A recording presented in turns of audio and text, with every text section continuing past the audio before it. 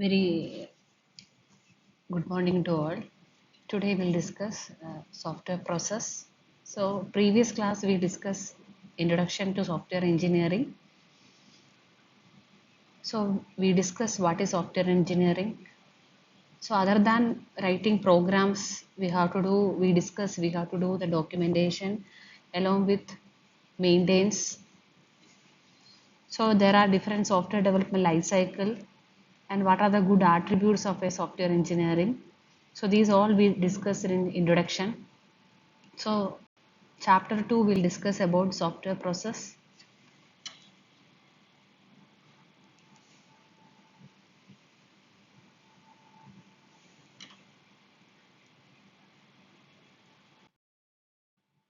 So these are the different topics we have to cover: software process model, software development life cycles, what are the main process iterations, process activities, relational unified process model, and computer aided software engineering. What about the quality? What about the attributes? What about the metrics, measurements?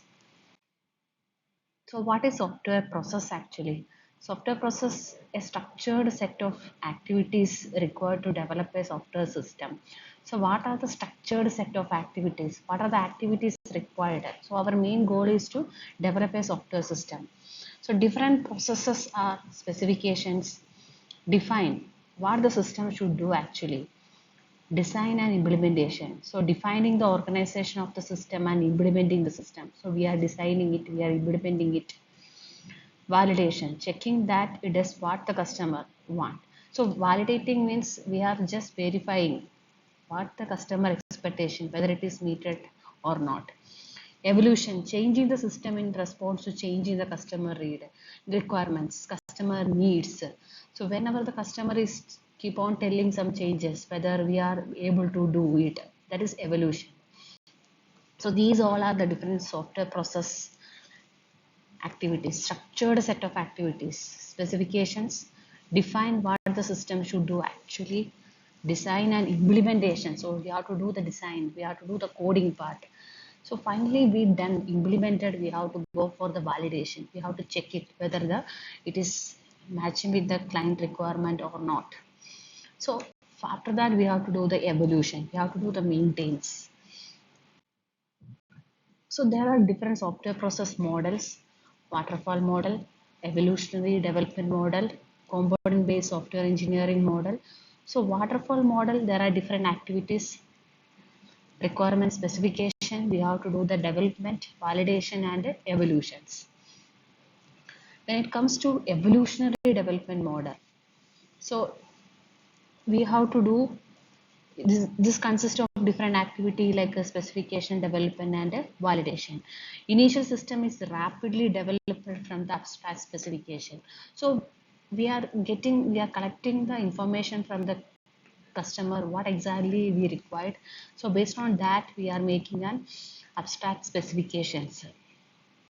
This is then refined with the customer input to produce a system that satisfies the customer needs.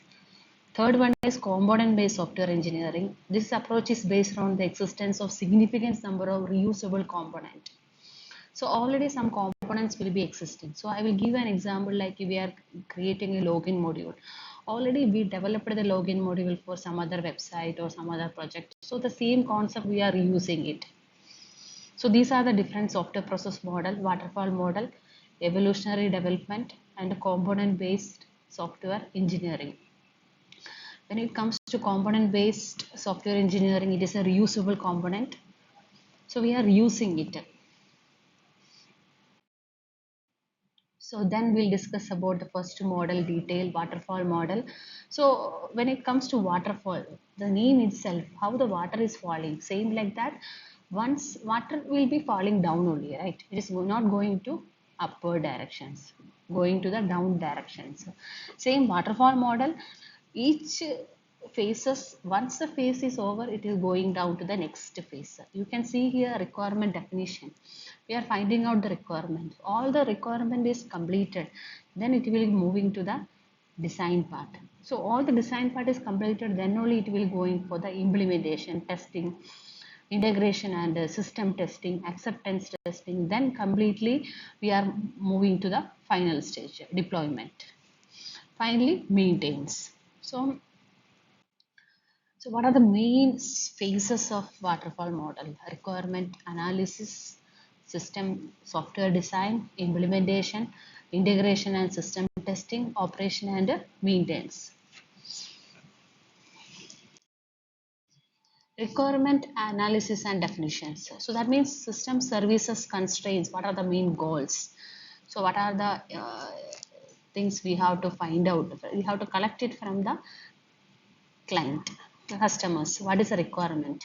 System and software design means, so what is the architecture of that? What about the hardware? What about the software systems? Software design involves identifying and describing the fundamental software systems, abstractions, and the relationship. Implementation and unit testing. Design is realized as a set of programs or program unit. Unit testing involves verifying that each unit meets the specifications or not.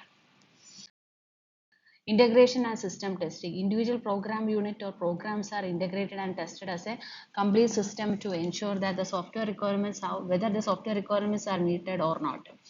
After testing, software is delivered to the customer. Once we tested, we are delivering to the customer. Then comes to operation and maintenance. System is installed and put into different practice. We have to check whether any error is there or not. So if you are finding the error in the earlier stage, it will be very useful. So what are the main advantages of waterfall model? It is very simple, easy to understand.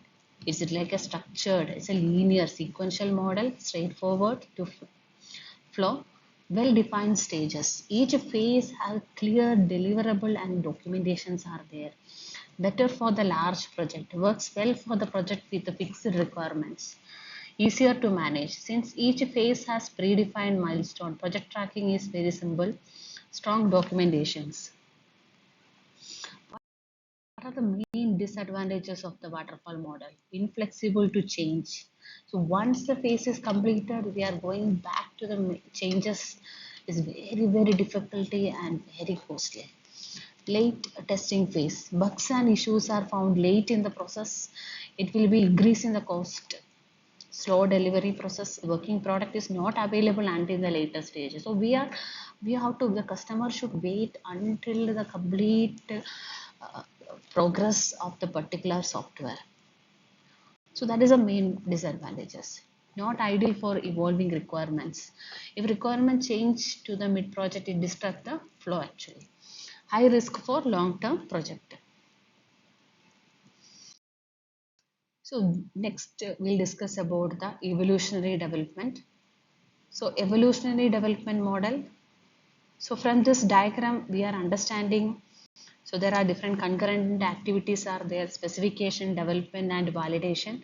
So from this, we are finding out the initial versions, intermediate versions and final versions.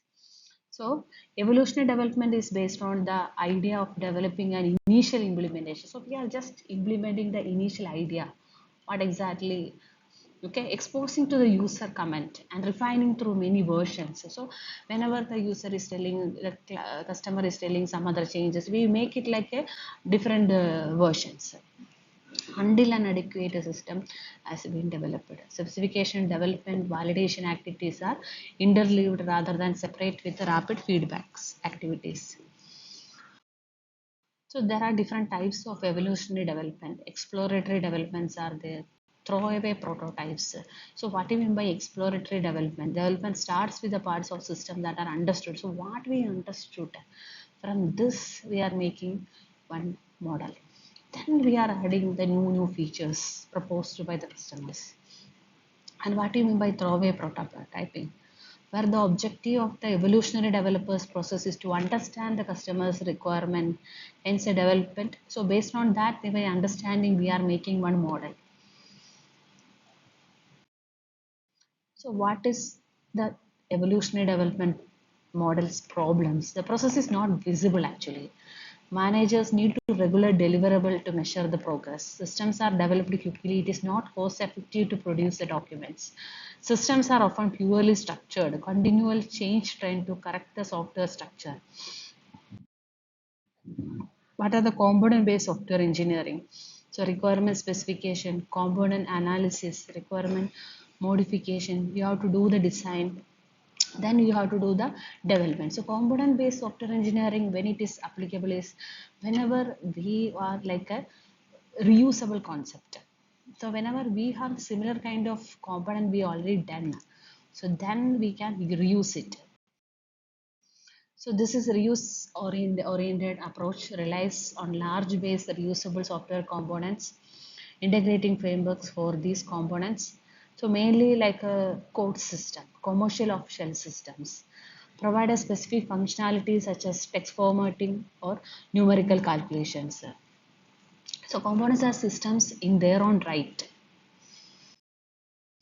So component-based software engineering, there are different methods, component analysis, requirement modifications. Given the requirement specification, search made for the components to implement that search specification. So if there is no exact match, the component that may be used only provides some of the functionality. Requirement modification. During this stage, requirement are analyzed using the information about the components. System design with the reuse. During this phase, the framework of the system is designed or an existing framework is reused. Development and integration. Software that cannot be externally procured is developed, and the components and codes systems are integrated to create a new system, commercial off shelf.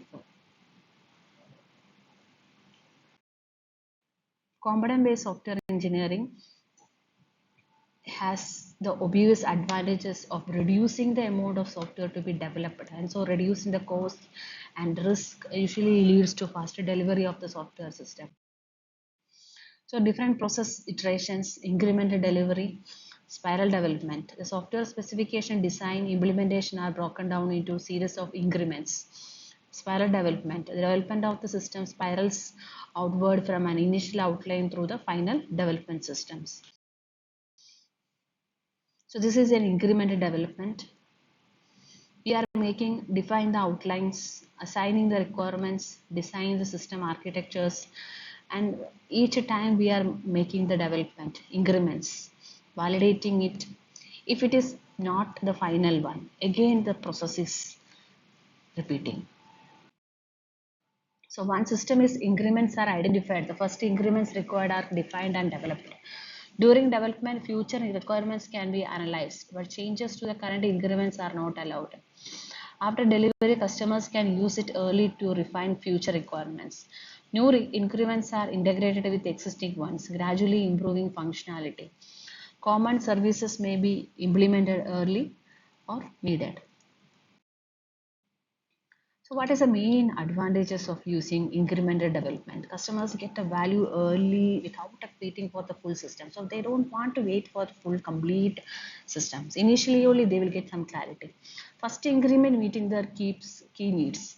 So early increments act as so first initial increments they are act as a prototypes, helping the customers to refine the. So then while seeing this, they will understand what are the future requirements required. So project has a lower failure risk since some increment will be successfully delivered. Critical services are tested the most, reducing the failures in important system parts. So then we'll discuss about the next model, that is spiral development. So what is the main objectives? Spiral model is proposed by Boehm in 1988, represent the software process as a spiral instead of the sequence steps. In the previous, all the software development lifecycle models like waterfall model, component based model, evolutionary model, incremental model, we all discussed about the different phases, different stages, different steps. So here, this software process we are making as a spiral is a combination of waterfall model and an iterative model. Each loop in the spiral represents a phase, such as feasibility, requirements, and design. So there are different components like objective setting. So we have to find out what is a goal, what about the constraint, what about the risk, what about the plans are defined. So that means objective settings. Then comes under risk assessment and reduction. We are finding out the risk analyzed and reducing, like using prototype for unclear requirements. Development and validation. A suitable development model is chosen based on the risks such as prototyping for UI risk planning. The project is reviewed and plans for the next phase. Then comes under process activities. The four basic process activities are specifications, development, validation, and evolutions. For example, in waterfall model, they are organized in a sequence where incremental development they are interleaved. So requirement, now we have to discuss about the requirement engineering process. Requirement engineering process, we should learn about the feasibility study. From this feasibility study, we will get a feasibility report. What is the requirement elicitation, analysis, requirement specification? What about the requirement validations, user requirements, system requirements? So finally, we'll get a requirement document. So that is SRS. So what do you mean by a software specification? Software specification or requirement engineering defines a system service. What are the constraints? It is crucial because errors here cause problems in design and implementation. So different phases of requirement engineering process. Feasibility study checks if the user needs can be met with the current technology and the budget. So we have to check whatever the user requirement, if it's meeting with the current technology and the budget. It should be quick and cheap to help the decide on further analysis. Requirement elicitation. So analysis, we have to do the observation, we have to do the discussions, and we have to find out the prototypes to understand user requirements, user needs. Requirement specifications, convert the gathered information into a document with the user and system requirements. Whatever we've done, we have to make it a document. Requirement validation, ensure requirements as a realistic, consistent, and complete. Software design and implementation. Implementation stage convert a system specification into executable systems. It includes software design and programming and may refine the specification in evolutionary development. So this is a general model of the design process. Requirement specifications, design products. So when it comes to architecture design, abstract specification, interface design, component design, data structure design, algorithms.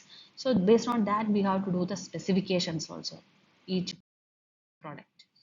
So specific design process activities, what is architectural design? Identify and document systems, subsystems, and the relationship. Abstract specification, define each subsystem services and constraints. Interface design, design and document subsystem interface for the clear communication. Component design, assign services to components and design their interface. Details and specifies data structure for the implementations. So then comes the debugging process. We are finding out the error, locating the error. So if any error, we have to again repair it. We have to retest the programs.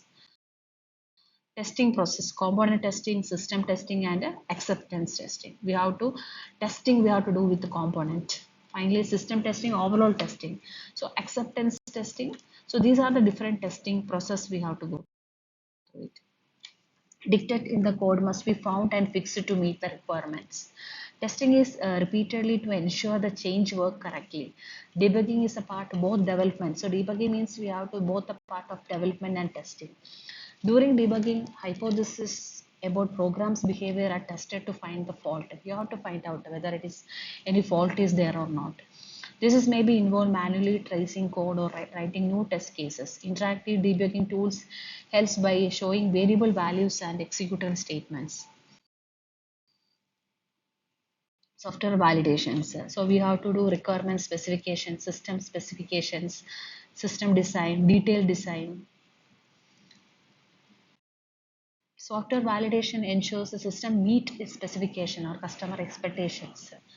Verification and their validations. It involves inspections, reviews, testing throughout the developments. So different stages in testing process, component testing. Each component is tested separately to check its functionality. So each component we are checking properly. System testing. Components are integrated and tested for the interaction, errors, and required validations. Acceptance testing. The final test uses real customer data to ensure the system meeting the user needs or not. It detects defects are found. Debugging and retesting may be needed. Software evolution. So we are doing the maintenance, define the system requirements, access the existing systems, propose system changes, modify the system. Software evolution. Software is widely used in complex systems because it is flexible and easy to change. Unlike hardware, which is very costly to modify, software can be updated any time during or after development at a lower cost. Software engineering is a continuous process of updating to meeting the changing needs of a customer. So then next we'll discuss about the RUP model. So that is a rational unified process model. So different phases are inceptions, elaboration, constructions, and transitions. We'll discuss detail. So RUP model, software development model based on a UML unified model and unified software development process. It is a hybrid model that combines the elements of various process model actually, supporting the iterations, promoting good practices. So there are three perspectives: dynamic perspectives, static perspectives, and practice perspectives. When it comes to dynamic perspective, showing project phases or the time. So static means describing the process activities. Practice perspective, best recommending the best practice. RUP consists of different four phases: inceptions, elaboration, constructions, and transitions. Inception define the business cases and the system interactions. Elaboration establish the architecture, project plans, identify the risk. Construction focusing on the system design, what about the coding, what about the testing, deploys the system for the real world use. That is transition, completely their deployment.